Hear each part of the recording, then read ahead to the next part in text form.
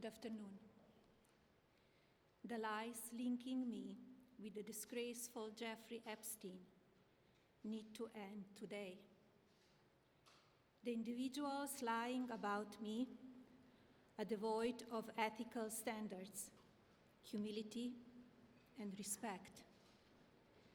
I do not object to their ignorance, but rather I reject their mean-spirited attempts to defame my reputation.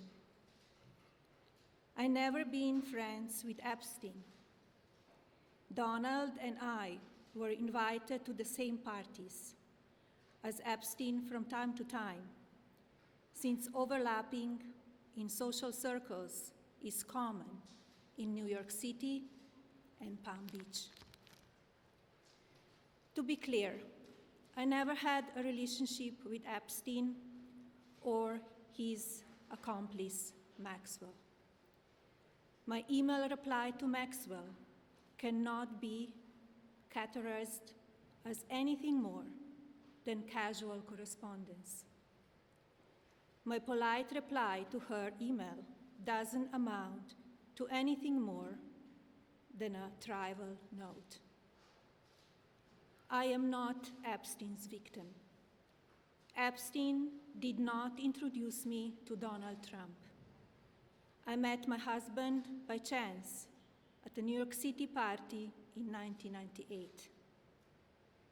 This initial encounter with my husband is documented in detail in my book, Melania.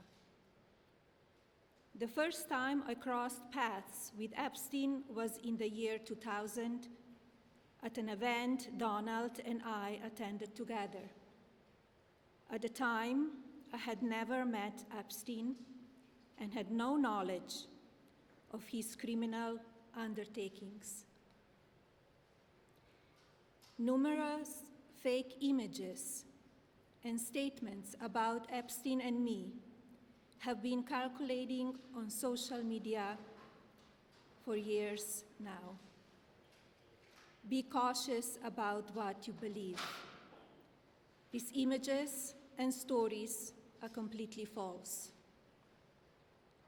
I'm not a witness or a named witness in connection with any of Epstein's crimes.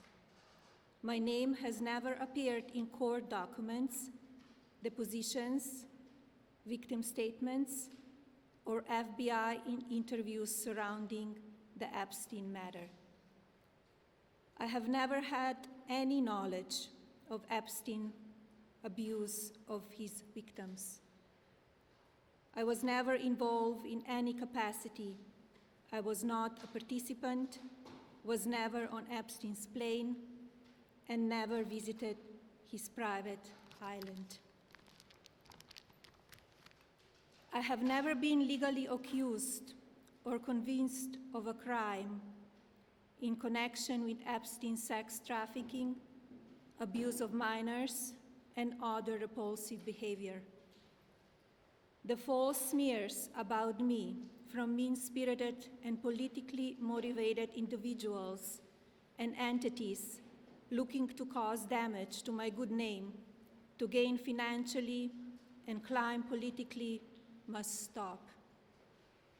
My attorneys and I have fought these unfounded and baseless lies with success and will continue to maintain my sound reputation without hesitation.